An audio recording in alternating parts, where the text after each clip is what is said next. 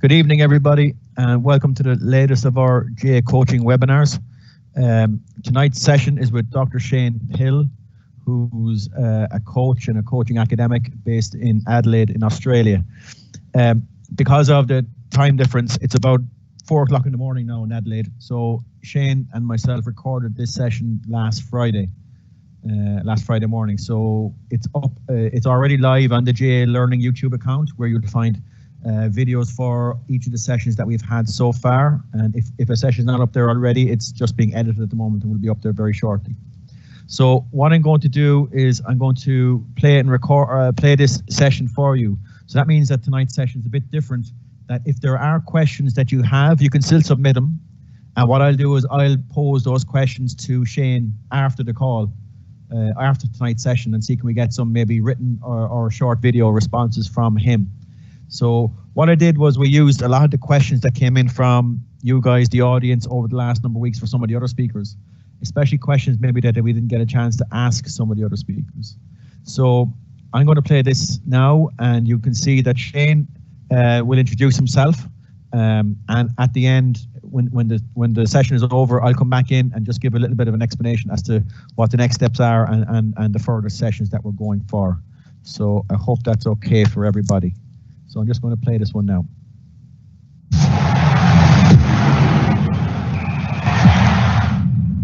Good evening. My name's Shane Hill. I'm based in Adelaide, South Australia.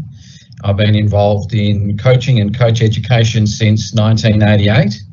I've coached across a huge range of sports, sprinting and athletics, swimming, triathlon, cricket, rugby, netball, basketball. But the sport that I've done most coaching and coach development work in is Australian football.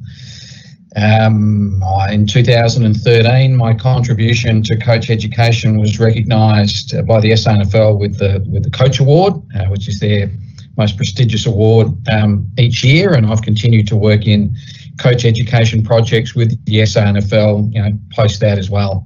The last couple of years I haven't been involved in coaching directly. Work got really busy. The expectations put upon us had increased, and so there wasn't the time available that had been previously. But up until a couple of years ago, I was not only involved in coach education through my university work and outreach, but also an active coach as well. Shane, how do you see the COVID-19 situation? How can we help improve ourselves as coaches? That comes down to where the individual coach, I think, wants to go, and does require a fair bit of self-reflection around where one's strengths are. I think there are two aspects that I would suggest. The first one is to understand where your strengths are and continue to cultivate that. Your strengths and your passion have got you to your coaching, have got you your success in your coaching, so you want to continue to elevate that capacity, but to identify an area of improvement. Just as we would with our coaches, with our players, we won't want to work on multiple areas at the same time. We want to hone in on one area for improvement, whether that be the business of coaching, whether that be in communication and relationships with others. There are a lot of online courses that are available through universities. In Australia, for example, we're being encouraged to put short courses available to people who are having to work from home, who can take this opportunity to do some personal development that otherwise they wouldn't have the time to in the business of their lives. Sometimes those courses will give credit to a university, so you're already on your way towards a postgraduate qualification by doing the open online course with a university or with an affiliate to a university like an adult education centre. You mentioned reflection there. What sort of tools or tips might you have for coaches to help them to reflect? I don't use any particular tools myself. I think it's the action of being able to acknowledge your strengths and think about what got you to be the coach that you are in the first place. And then as you look around with the people that you think are good coaches and would aspire to be like, you start to build your toolkit so that you can be more like them. I mean, there are SWOT analysis tools that people would be aware of and other ways to look at it, but I think there's a couple of domains. Is it in the relational domain? Is it in the technical domain? Is it in the cognitive domain, the technical domain of being instructional strategies and understanding the pedagogical toolkit that's available to you? Or is it in the knowledge domain of the sport, being able to understand it strategically, understand it conceptually, being able to understand it as a system? And how has your own coaching evolved over the years? That's a great question. So certainly I wouldn't coach now the way that I was trained to teach, and the influence of the coaching in my early days. Being in my mid-50s now, my experience of being coached was very directive, very drill-based, very authoritarian. You lose a game, you are punished by laps, by hill sprints, by physical punishment, and often beratement by the coach. That was the era that I came through. It was around about 1992, and I was doing my level 2 Australian football coaches course, and they were talking about the work of Rick Charlesworth, who's arguably Australia's most successful international coach. And they talked about his philosophy of using small-sided games, and not just any small-sided games designed deliberately to package technical, tactical and fitness training in one activity, and he called them designer games, as a centrepiece of his philosophy of coaching. And I thought, well, if that's the way that one of the best in the business is going about it, I want to find out more. Well, what is he doing? And then Rick Charlesworth released a paper through the old Sports Coach magazine that was produced by the National Coaching Council that set out this idea of designer games to teach players game sense. Started to play around with that idea of designing games purposefully to achieve particular learning outcomes in my coaching. And then a year or two later, the Australian Sports Commission brought out the game sense approach to shift from a highly directive technical perspective to more of a game-based, not game only, but game-based approach. Initially, I was playing around with the idea of game-based coaching with my football teams and the other teams that I was coaching, and eventually I started to bring more of those ideas into my physical education teaching as well. So in a way, I think I was able to accelerate my understanding of game-based coaching because I was able to see the synergy between sports coach pedagogy and what I was trying to do with my players and positioning them as learners, and what I was trying to do in my physical education class. So that philosophy of seeing the player as a learner, seeing the student in my physical education class, I couldn't see a distinction. So the notion later on that Robin Jones published, the sports coach as educator, really resonated with me. What sports coaches do is to create an educative endeavour with their players for the purpose of improving them. And in later years, that evolved towards an understanding of athlete-centred coaching that, you know, better people make better clubs, make better communities. And did you struggle with the concept of game-like approaches at the start? No, I don't recall struggling with it. I do recall that it took a lot more consideration. It's easy to go to, I'm showing my generation, it's easy to go to a textbook and see a series of drills and think, yep, that drill will do today, and I'll follow it by this drill, and then maybe we'll have a scratch match at the end to put some of those ideas in practice. That doesn't take a lot of time and is a very straightforward process. To actually think about where are my players as a group in their learning, where are those different points of learning, and how do I design an activity that will engage them all, but then what might be some of the individual clusters of learning that need to be able to be catered for outside of the game in order to elevate an aspect of their performance to be put back in the game. That was a very challenging concept to deal with, but challenging in the sense that required a lot more thought and planning as a consequence. And the coaches that worked with you, were they on board with you, or did you have to do a bit of convincing for those guys as well? Yeah, I was very fortunate that most of my coaching was in the school environment. I was coaching the first 18 football team, and we took a group to some state championships in in a sport that we had been strong at a level, but not at the state level. And people started to go, what's happening at this school? How has this school suddenly emerged as a football school? There were players making representative teams in larger numbers than we'd had before. There were more players on pathways to state league programs than what we'd had before. And people started to go, this school's emerging as a football school. What's going on there? And it may have been coincidental to the groups of players that came through in the 4 or 5 years that I was in charge during that period of success. But maybe it was also that I moved from a directive drill-based approach in about 1989 when I first came to the school, and then started to do more game-based coaching when I was exposed to it through, as I said, the professional development of the Level 2 AFL coaching course. And I suppose at the time, going back just about 30 years, it in a sense, it would be quite revolutionary. And you spoke about sort of the background that you came from. What was the reaction maybe from your players based on, the experiences that they might have had up to then of a different style of coaching? Yeah, I don't recall any particular reaction from the players. I was in a very good environment. It was high socio-economic. It was aspirational families.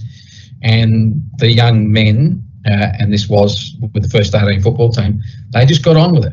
And we had created a culture over a number of years where we wanted to be a football school. We wanted to do well in football, and were setting that as our benchmark. And back in the days before schools were doing academy programs, we tried to set up, in effect, an academy program with our year 9, 10 team, the under 15s, through to the opens, the first 18, and that hadn't happened before in the school. And in schools similar to the one that I was working with, that was unusual, that we were trying to set up that continuity from age 14, 15 through to the first 18, when they would have been 17, 18 years of age. So what does a game-centred coaching session look like? Yeah, a game-centred coaching session would look like the players playing the game. A lot of people say, this is it. Yeah, you have to do it like this. But there's a series of pedagogical features, and if you are adhering to those pedagogical features, you are doing a game-based approach. Those pedagogical features are: the game is the focus, maybe the starting point, but not necessarily, but it's definitely the focus of the training session. Players are being encouraged to take responsibility for their learning by answering well-considered questions from the coach. So the players are put into the position of having to problem solve the game, because when they're out onto the field, that's what they have to do. And so the coach becomes a facilitator of the players' learning rather than a director, requiring the players to replicate the example, the words, the exact ideas that the coach is prescribing. So typically within what I work with, which is the game sense approach, you might see a warm-up. Now, I talk about a warm-up moving from closed to open drills, so no defensive pressure to opposition, so that body and mind are warmed up for the games that are going to occur. Some coaches would say start off with small-sided games in order to focus on the tactical perspective of training and give high engagement load before you actually move to recognise which players might need some isolated practice before you move to match simulations. But others might move from the warm-up into their first round of match simulations. Then at the end of training, instead of the normal warm-down of running a couple of laps and doing some stretches, that's when the players would be working with their development coach on their identified learning needs.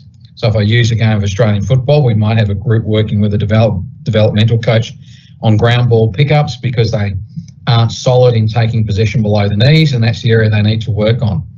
Might be another group of players who are not quick to dispose of the ball, so we'll be teaching them one-step kicking. There might be another group of players whose, using a metaphor, hands are not strong in the contest. We want to improve that. They might be working with some medicine ball drills to improve their capacity to take possession of the ball. And there might be some midfielders working on aspects of the game that players don't learn just by playing the game, because they're what in Australia we might call the craft. And so, for example, being able to get under the shoulder of a player, put them off balance so that you can roll out of the contest and be first to receive the ball because you've put them off balance legally. And so therefore you've created time and space on your opponent. Those little tactical aspects are often not just learnt by observation. They need to be directly, explicitly taught, and they would happen in the craft work at the end of training. So then a training session, for example, the beginning and the end would be almost where you focus on more technical things, and it's where many of the drills would live. So instead of a session being primarily about drills, as you said, and then maybe a bit of a game at the end, it's putting those type of activities into the preparation and maybe the specific elements at the end. Exactly right. And some coaches might prefer to go from the warm-up, closed to open drills, then into the craft work to extend the warm-up before going into match simulations. Others might prefer to replace the traditional warm-down at the end with the craft work. But the core of the training will be the game form. Yeah, there'll be those practice forms, drills to work on components of the game, to give the players confidence. In a teaching sense, we might even call that retrieval practice. You know, the things the players can do comfortably, feel good about, they'll do those in the drills. When we put them into the match simulations, we put them at the edge of their ability. We find out where they need to improve both in their decision making and in their movement toolkit. And then we're able to work on those outside of the training session in the craft work and other skill sessions that might happen with the development coaches. There can be a perception that game sense or games-based coaching often involves, picking two teams, throwing in the ball and just letting them go, and the coach's job is done. That's obviously not the case. Absolutely. I mean, the coach has a more nuanced role in a game sense approach. They're observing habits. So they're watching a player and, okay, so a player misses a kick, for example, in Australian football. Is that a one-off situation, or is there a technical, tactical habit there that we need to monitor? So we just don't come in straight away with some feedback to the player. We watch, we look for habits. That's not a habit that will be taking them down a good pathway. That's a habit that will create a performance dead end. Then we need to come in with our intervention. In a game sense approach, that intervention would start off by asking a series of questions. It may be guided discovery questions where the questions sequentially lead to a particular target concept, or they may be a convergent question to get quickly down to an idea because the player already knows the answer and we just need to get it into recall so they can focus on it. Or it might be a divergent question where we're opening up the possibilities for behaviour beyond the limited option that we see the player choosing. And is that very much on the cuff then? As the session is going on, you're observing, you're noticing things, you're picking something out, or is there some degree of planning that you can put into that? Absolutely, there's planning. I mean, you target the training session at a particular performance improvement goal, whether that's team strategy or we're working individually on tactical thinking. There is a point to the training session, and everything in that training session should spiral back to that point. That's how we make learning stick. Having thought about what the learning intention of the training session is, we can go in knowing, because we know our players, knowing what some of the performance errors, faults, behaviours that we need to change are likely to be, because we are continually evaluating evaluating our players, we're making notes on those. So we're only ad hoc with our questioning if something unusual comes up that we need to focus on or address. But the craft of the coach is designing the game for the moment that they want the learning to be revealed. And when that moment happens in the game, they're able to freeze it, they're able to talk about it, because they've been waiting for that moment. They knew that moment would occur, and that's the moment that they're looking at to bring the new learning to their players. It's planned for through the deliberate design of the game form that they're getting the players to engage in. And do you plan the types of questions you're going to ask? Yes, you do. Those types of questions come back to the target concept of the training session. And freezing the game then, it's always an interesting sort of discussion to have with coaches about when do I stop, when do I freeze? You mentioned there earlier on about some players have habits and maybe other players, a mistake might be an unusual event, for example. But at what stage do we say, take out an individual player for feedback, or at what stage do you stop the game in its entirety for discussion? Yeah, so you'd stop the game in the entirety for discussion because you're anticipating a particular moment to occur. You wait for that moment to occur, you stop it, and you discuss it with the players. That's part of the deliberate planning of the design of the game. You're anticipating that moment will occur. People who freeze the play too often at training are those that are doing it ad hoc, so they start to look for moments to talk about rather than deliberately planning for moments to talk about. Again, if you know your players, you'll withdraw a player from the game deliberately because you need to elevate their performance before they go back to the game. So there'll be a limited number of players that you'll be working with at any one time. Maybe sometimes it's 2 or 3 players outside of a group while the rest of the group get on with playing. But again, this is part of the deliberate act of planning intentionally the coaching session to meet the learning needs of the players. And that's why a game sense approach is not playing games. There will be direct instruction. There will be a lot of practice style because there's a lot of if you like, open to close drills to warm up. There's craft work at the end. Even the game itself can be considered practice. The notion of guided discovery, which is integral to authentic game sense training, comes from the verbal interaction that the coach has mostly, not only, but mostly with their players in order to encourage the players to do the thinking. But it's a mistake to think that a game-based approach is only playing games. And I'll confess that I'm influenced by the spectrum of teaching styles here to understand that a game sense approach or any game-based approach is actually a collection of teaching styles. The notion of playing games at training is not new. So that as a central feature does not make something a game sense approach. The game sense approach was called developing thinking players. In order to get developing thinking players, you need to shift the cognitive behaviour in a particular direction to the players.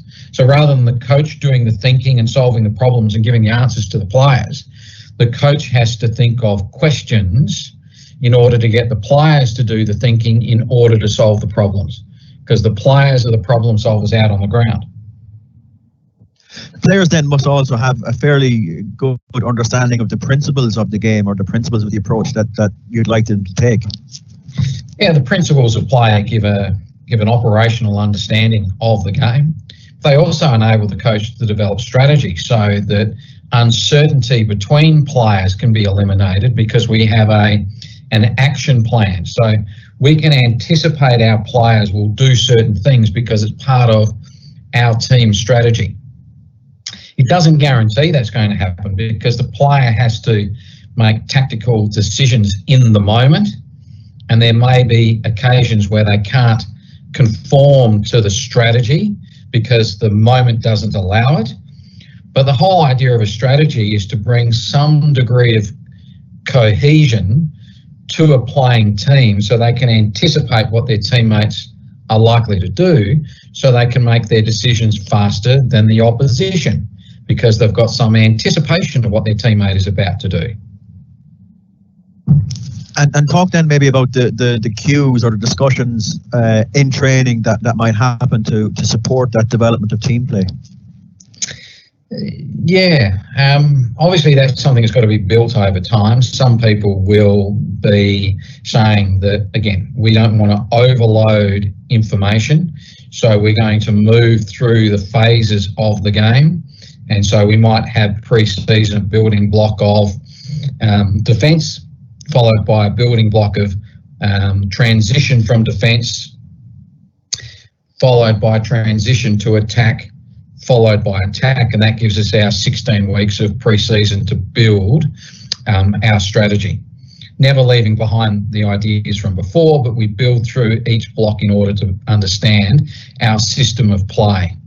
Others will say, well, I want to do a whole part whole approach, so I'm going to develop a basic operational plan and then work on a component of it and then put it back into the bigger plan. That'll be based on your philosophy and how you understand learning occurring. But the idea is, like any learning, you start from simple and you build to more complex over time. So right down when kids first are learning to move and coordinate, we introduce the idea of tag games in order to help them run and evade to occupy space. Well, that's pretty much what basketball, netball, Australian football, Gaelic football is. They are games of keep you off, evade the opposition. Keep the ball, evade the opposition long enough that you can score and they can't. So we introduced the idea of keep the ball, which in Australia we often call those games keepy off. That's a principle of play. Keep the ball off the opposition. Now, how we do that, we develop in complexity and understanding over time. So that when we get to sophisticated games like full rules of Gaelic football, Australian football, lacrosse, hurling, whatever it might be, there's very nuanced and subtle ways of keeping possession off the opposition. But essentially that comes right back to as 4 or 5-year-olds in the playground, run away from the opposition so they can't get the ball off you. And then we introduce lines and goals. So the direction that you run away from your opponents, hopefully, is to progress the ball towards your goals. And then the opposition start to understand that they can prevent that by putting numbers in front of the goals. So then you have to start to think about how do you manipulate that space in order to penetrate through them. And then we're able to bring in a new principle of play, which is that notion of mobility and another one of penetration. And so we progress over time. And again, players need to have a good understanding of maybe their individual role then and being able to play whatever position that they might find themselves in.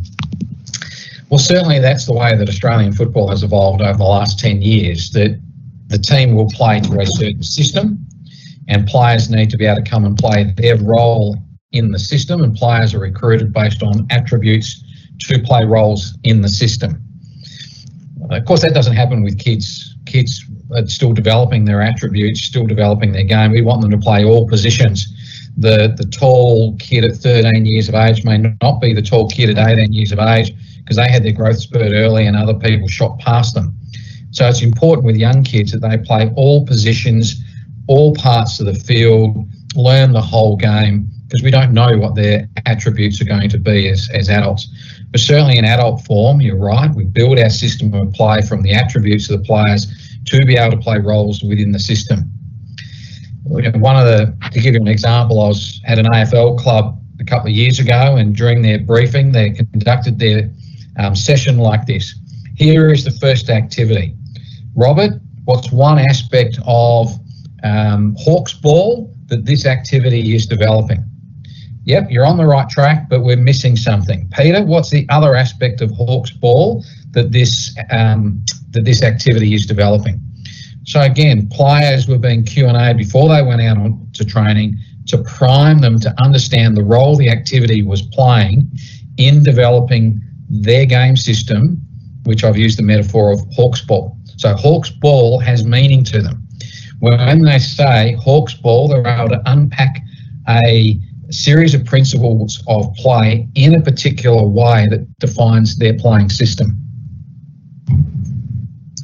So for us here in the GA, we have our Go games, which are small-sided, non-outcome based games for kids, and we try and progress the rules from the smallest, youngest introduction onwards towards eventually something approaching the full game and onwards.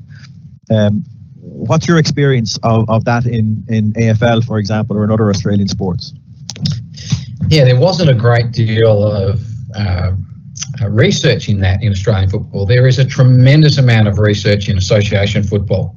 And so often invasion sports take their lead from that great volume of work in association football around scaling the game to particular, not just player numbers, but field sizes in order to replicate the perception action of the full game. I was really impressed by the work that Mickey Whelan did in his PhD thesis to understand how scaling back the game of Gaelic is appropriate for younger age groups. I've done a little bit of that work with my colleague Sam Elliott in South Australia to provide some literature for that. We were working, Sam had a contact with a football league that had a spillover of players. They couldn't give players enough game time because there were too many players. So they put a 9-a-side competition on the Friday night. So we actually looked at the player development through the 9-a-side versus the 18-a-side that they were playing. The parents preferred the 9-a-side as a spectacle. The players preferred the 9-a-side because they touch the ball more often. And the literature would tell us if you touch the ball more often, you are becoming a better decision maker because you're making more decisions because you're in the play more often. And you're developing your movement toolkit faster because you're actually getting to do more technical actions during the game at the same time. So to accelerate players' development, we want to keep the game as small as possible because it's a simple equation. It maximises the volume of practice that they are receiving. The key is to keep the game representative so that the decisions that they're making in the game, the small-sided version of the game, transfer to the more complete game form as they get older. So, for example, all sports should start with the primary form in younger years, thinking about what's the minimum number of players that we need to play a game with what I think is Grahanya calls the logic of the game. That will keep the players involved. That will keep the players interested because we know young kids want to do a couple of things. They want to touch the ball and score goals. You score more goals in a small-sided version. You touch the ball more often in a small-sided version. You keep more players in the game through a small-sided version. Mickey Whelan, you'd be glad to know, is still going strong. He's a member of our National Coaching and Games Development Committee at the moment. And for anyone listening who hasn't seen any of Mickey's research, you really should go and have a look at it. Mickey would have presented at the National Games Development Conference a couple of times on some of his research over the years. And it's really an outstanding piece of work, and it's really informed a lot of what we do with our child level players. I suppose for a lot of coaches, and it's interesting in this webinar series, we get a lot of questions from coaches, and some of the questions have been along the lines of, well, that's okay for kids, but when do we start talking about winning and competition? Yeah, it's a really good question. That depends on the individual kids as well. I can't talk about your context because I'm not familiar with the research, but the research that I am familiar with says that dropout in sport occurs around age 13 to 14, and then in bigger numbers again around that 16 to 18 age group. Now, what's occurring when they come out of what we would call primary school into high school age group is they get to an age where they're going, Peter, sorry, I don't want to go to training tonight. No, I don't want to play the game. And parents can't cajole, convince, bribe their kids anymore. They're old enough to go, no, I know my mind. I don't want to do this, and there's nothing you can do will force me to do it. So we need to create an environment in sport where these kids want to continue when they get to an age that they know their mind and they're strong enough to assert themselves and what they would like to do. part of that is understanding that for a lot of kids around 12, 13 years of age, they have an understanding of their ability and whether that ability is good enough to continue. So the perceived and actual self-efficacy in the activity becomes important. So the more competent we can help them to feel as they come into that 12, 13, 14 age group, the more likely we are to keep them involved in the game. So competency, developing competency through childhood, through play, because we know that's what motivates kids. The other thing that happens around 12, 13 years of age is sport becomes really serious and competitive. Now, for a lot of kids, they just want to play, and yet they're told if you don't come to training, you don't get to play. Well, how about we make training play so the kids want to come to training? Kids they're still 12, 13 years of age. Young people want to play. That's their primary motivation. They come to sport usually because parents take them to a sport. The young kids just want to play. So for those kids that are really sporty and they're competitive and they think they want to try themselves, yeah, this new competitive environment will suit those. What other options are there for the kids that might be a little bit slower to develop? So they're not sure of their desire to compete or want to compete, but they do want to play. They have a love, a joy of playing the game. What option is available for them? Now, 4 or 5 years down the track, they may develop and become competitive because they have a late growth spurt, late development of that aptitude. So they'll be able to transfer across. But I have the hypothesis that we lose a lot of kids in sport because sport becomes competitive. And you know what? It loses the joy of playing. The essence of true sport has always been 100, 150 years ago. There was an ad in the paper, game of football on the weekend. However many turned up, they thought, right, 100 metres, 150 metres apart, that's the right distance for these numbers. Are we playing your rules or my rules? No, this is my home turf, so we're playing my rules this week. And then they played a game, divided into 2 teams and played a game. That's the heart of it, turned up to play a game. Then at 16, 18 years of age, these kids are looking ahead going, well, I've been good enough to get a game each week, but I'm looking ahead and I'm going, next year I come out of under 18s, youth, and I'm in the adult squad. I can't beat Pilly for a game. So we lose them because there's no option for them. There's a player ahead of them. They're forecasting ahead that they can't get a game in front of that player. So they go out and do something else. So again, that 16 to age group, what are we offering those players who are thinking, I'm not yet there to get a game, but I'm really still keen just to play. There's no option for them, so we lose them. It's a really sort of difficult thing for every sport to get their head around, in a sense, because, like you're saying, there's a cohort of kids who just want to go play. They're not really interested in winning or losing or competition-based things. And there's even at 14, 15, there's a cohort of kids who are almost thinking to themselves, I'd like to be, a footballer. I'd like to be a hurler. I'd like to be on my county team and these type of things. So as an organisation, then you're trying to span that full sort of breadth of motivations with quite limited and rigid structures. Yeah, that's right. And so I think clarity about what you're about is important, but also if from a society perspective, we want to get more people more active more often in order for the health of our population, sport is an ideal vehicle for that. It's a community connector. It provides wonderful, not just physical development and nutrition advice so that you can get a good diet, etc. But it also provides connection to other people. So it's good for your mental health. It helps to pick you up, to celebrate, to support you, to find the positive in you. So sporting clubs constructed right, by right, I come back to that notion of they're athlete-centred, so they're looking at developing and caring and nurturing the individual, not just the individual as a player, but the individual. Because those environments are incredibly positive, we want people to be involved in those environments. But at the core of it, we want more people, more active, more often, and sport's a good vehicle for that. So therefore, we need to be providing multiple participation pathways.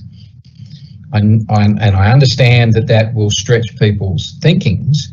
I'll give you an example. One of the football clubs that I heard about, I was working with this coach, and this coach said to me one time, "Billy, this is what we designed at training the other night. We had three games going. We had the group over here that I'll just call the players, and they were involved in a game. We had another group over here who, we knew they were trying to push themselves. We actually knew from watching them, talking to them, etc. They really just wanted to play, but they were testing out whether they wanted to be serious about the sport. Then the third game going on over here was the kids that were serious about the sport, and they were getting ripping into it, right into it. So we were able to actually work with the needs of each of those three clusters of kids that we had by having 3 games going on, and each of those 3 games were able to meet the kids where they were at." In my experience, we often don't see that type of deliberate planning of thinking, how are we going to meet the kids where they're at? And sometimes that involves understanding that a kid at 12 years of age is physically 15 years of age and might be ready to join in with an older age group, not be held back with their other age group. And that's just a natural part of growth and development. Cognitively, physically, emotionally, there's a bandwidth of development until we become an adult. So to put all the 13-year-olds together in a group isn't logical, because even though they're all 13, they're not cognitively, emotionally, physically all at the same stage of development. And so we can start to look at flexible groupings of kids at training based around our assessment of their learning needs and their readiness for particular activities, which brings us back to the idea of game sense coaching and deliberately developing environments that are learning environments for the players. One of the projects we have here in the GA has been for teenage players, a sort of an opportunity for kids just go and play. So, for example, a club or a facility would just literally open the gates on a particular night. Players would register. There'd be someone there as a facilitator, coordinator for the event, just to hand out the bibs and footballs and so on. But largely, it's really, really informal. And what the interesting thing has been that the kids really, really buy into it very, very quickly. Especially those kids that maybe don't get as many games in the formal sense that we would have, but also those kids that are probably more proficient for their age. They love just going to play as well, and that's really what they want to do. And very much what we've seen is sort of like, if you want to say, the adult expectations that we have of competition has really impacted on how we organise our games for our teenage players. Yeah, that sounds awesome. And I'm reminded, I was reading recently around some of the strategies that Iceland used to elevate their status in international football. And they put 2 deliberate strategies in place. The first one was making opportunities to play football easily available to school kids. So where it was possible, making sure there were mini pitches near school so the kids could walk straight out of school and play football. Not on full pitches, but it was the idea that kids could look at a space and go, I can play football here. And making it easy for them to make that association. The second part was elevating the quality of coaching, because we know that the quality of the coaching makes a difference and is the one thing under the control of a club that can make the difference between a child's development at Club Y and over the road at Club Z. And we know, particularly as kids get into that, say, 12, 13 onwards age group where they become more independently thinkers and minded, that if they're not getting a game, or they're always stuck in a peripheral position where they don't get to touch the ball very often, if the coach is giving the best players most of the attention at training, they're going to go, you know what, this is no fun. I'm out of here to go and do something else. And the something else now at home is really easy. Turn on the computer, they can play, which is what they're after. Playing on the computer, playing in the park, it's play. They can meet that desire to play.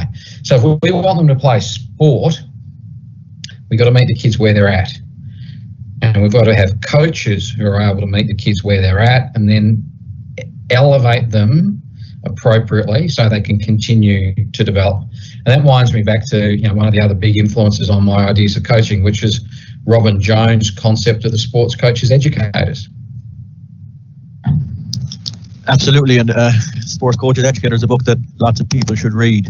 Again, there's other questions and queries that we've gotten in over the weeks have been from coaches who say that I spend a lot of my time trying to get support or almost educate the other coaches that I'm working with as much as the players or kids. Have you any ideas or any experience on how to get more from other coaches in a group?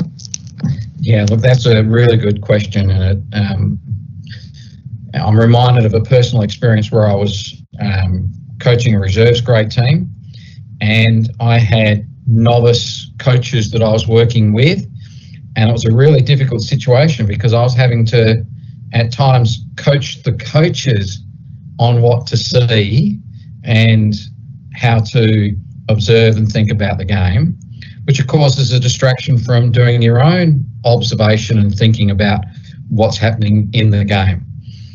And it's really important, I think, that experienced coaches make themselves available for more novice coaches to come along and observe and get that informal mentoring conversation after training very quickly about why you're doing X, Y, and Z. But it's an incredibly difficult situation to be coaching coaches at the same time that you are trying to coach players.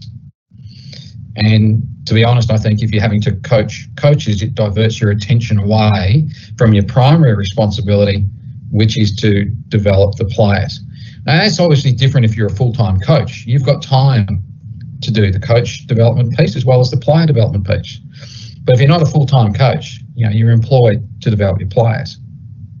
That's where, in Australia, and I'm sure other places now, clubs are putting in a structure of a club coach coordinator, and it's that club coach coordinator's role to professionally develop the coaches, not the coach working with his bench coaches to do the development. Let the coach coach, and then you've got a role in your club coach coordinator, and they develop the coaches. They bring in training sessions, expertise, suggest things, a whisper in the ear, whatever it might be. But let the coaches coach. It's again something that we've been working on here for a little while now. It's the concept of a club becoming a centre for coach development as much as a club being a centre for player development, and to try and set up coach learning groups within the club where coaches can come together, discuss coaching matters and learn and share with each other and so on, facilitated by a tutor or a leader or an official within the club. It's a really interesting concept. In the clubs that we have tried to set that up, it appears to work quite well, though it can be quite a role for the official or the organiser. Yeah, and so if the official or the organiser is the club president as well as the club coach coordinator, they get caught between trying to do two roles. So what I'm suggesting is that club coach coordinator is a designated role in the club that they can focus on. If you're interested in this, Dave Reynolds, who works for the South Australian National Football League, has been doing a lot of work in this space in South Australia. So he has the experience, but also he's done some research and he's considered other programs. So Dave Reynolds might be someone that you'd like to hook up with and have a conversation with around his experience of developing coach education at the heart of where the coaching is occurring, the sports club, through that what he has set up, which is a club coach coordinator program.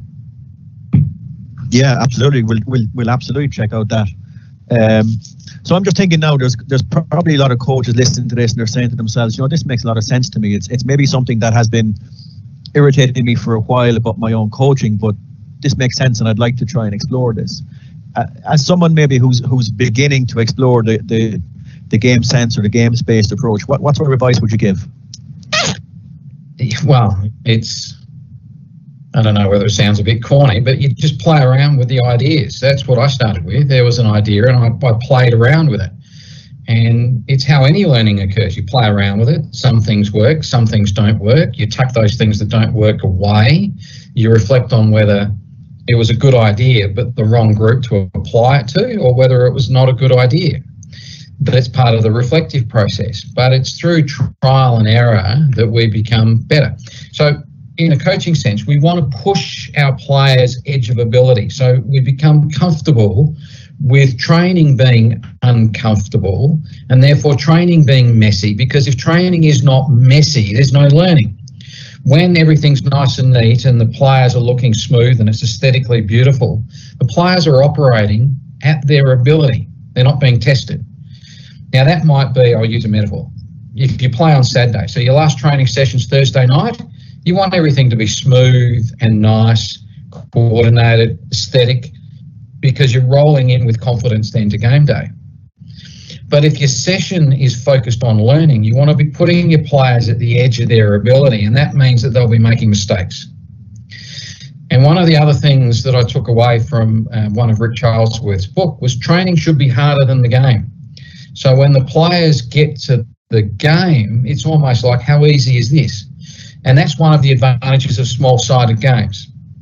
I'll give an example. I was at an AFL coaching conference, and Alistair Clarkson, arguably the most successful coach of his generation, said, you know, one of the things maybe that Hawthorn do differently is over summer they played nine-a-side football. They compress time and space to make the game harder than what it is on the full field. So when the players get onto the full field and there's more time and space, their brain is operating faster because they've had to process, using that metaphor, information quicker and get their coordinations together quicker in the compressed space of the nine-a-side game. And he used an example of a player that they'd recruited to the club, all Australian full-back. That means he can kick the ball through pre-season. He was flubbering his kicks all over the place. And you know, Alistair would explain that as he's never had to think this fast in his life. And he's okay for that player to be flubbering his kicks because he knows the player can kick. He sees it in the warm-up all the time. It's actually about developing the operational capacity for faster decision-making, faster execution, and to do that, you've got to push the player's edge of ability. Now, if we're doing that with our players, we need to be doing that with our coaching as well, which means we need to be prepared to take risks. And in my own experience, you know, if we say to the playing group, I'm going to give this a go, I don't know whether it works, but just as I ask you to take risks and push yourself at training, I'm pushing myself here by having a go at this with you. And you know what, if it fails, we need to be able to stand up in front of our players and go, thought that was a good idea, but we'll tuck it away, it's not working. I think one of the things for that we have to try and address is the concept of what good coaching looks like. That. Sorry, Shane, 1 second. Is that right?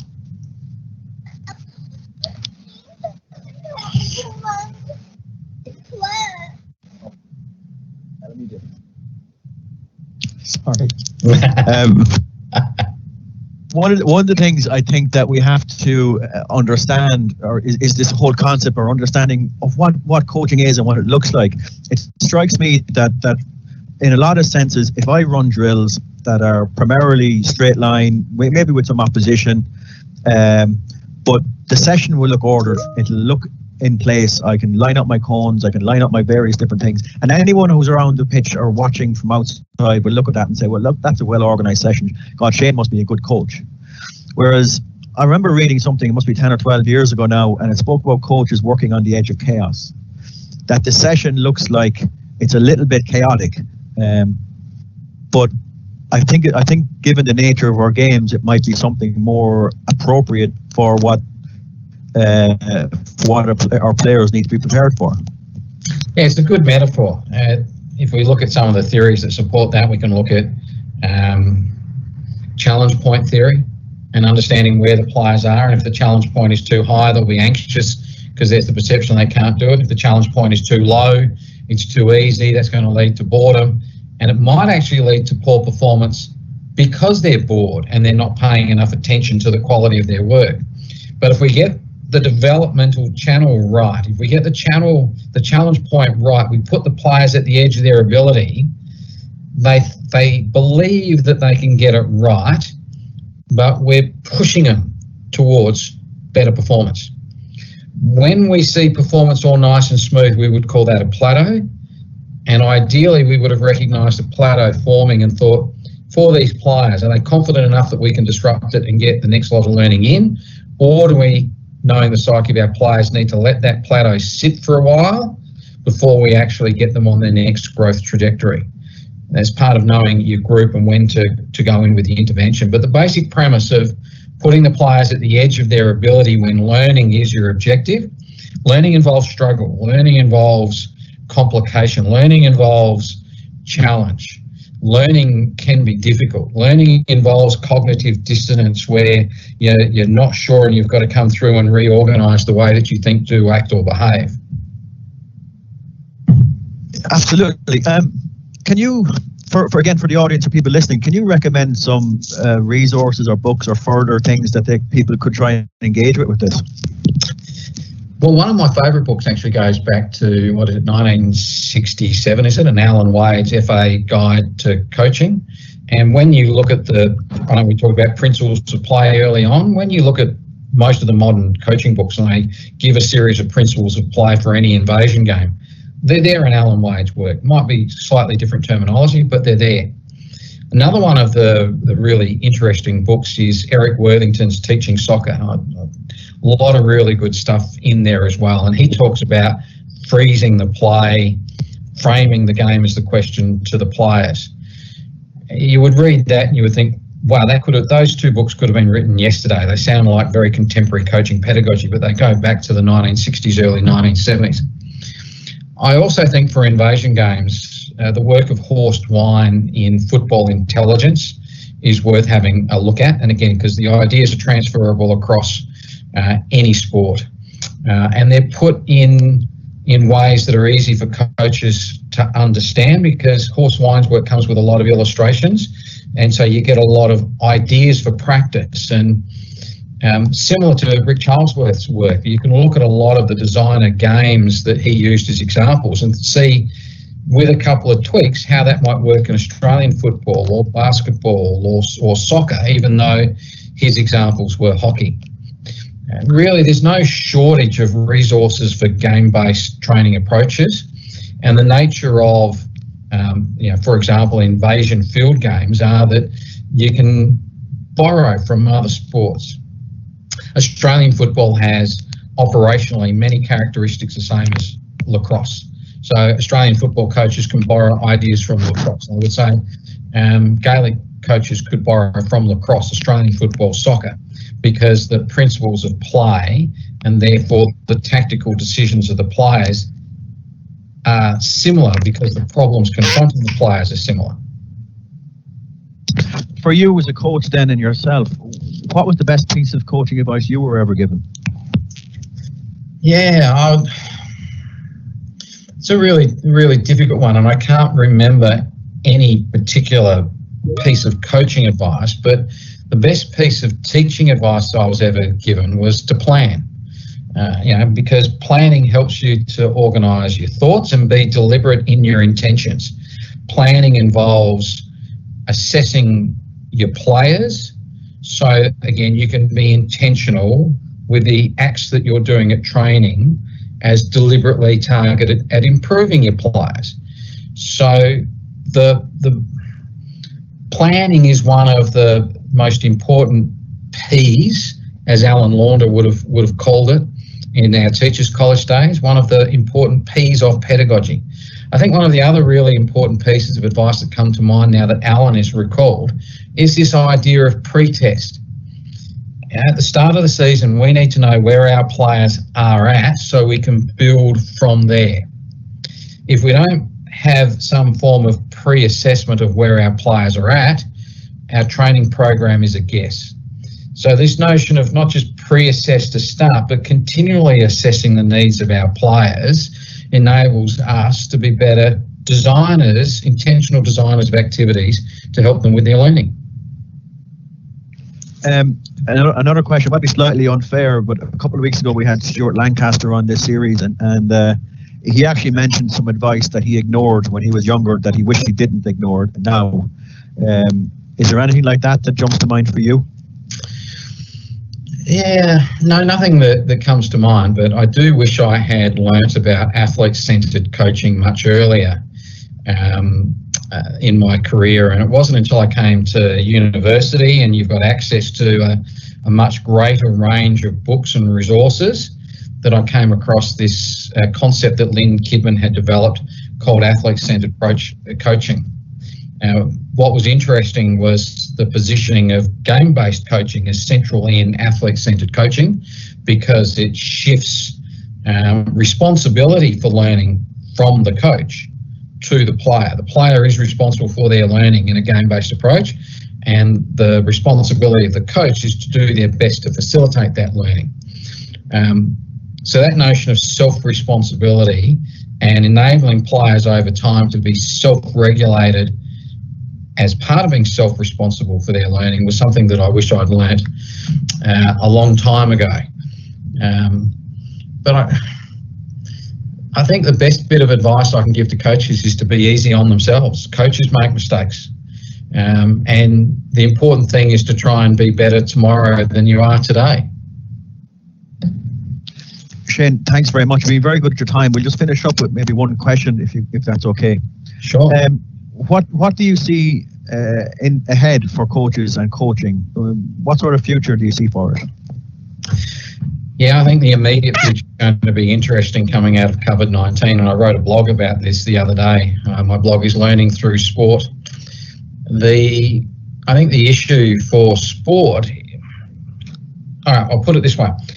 When Singapore had the virus really well compressed, kids were able to come to school and they were able to do sport after school on campus because they'd been with those kids in that population all day. Now, we know one of the things about COVID-19 is that we need to limit our contact with others in order to suppress the spread of the virus. So I can see a scenario where school sites become an opportunity for sports to ignite before community sport gets going. So one of the opportunities for sport is then to be thinking about how do we work with schools to provide lunchtime, after school, school-based internal competitions to ready and excite those players to come to community sport when community sport is able to get up and running again.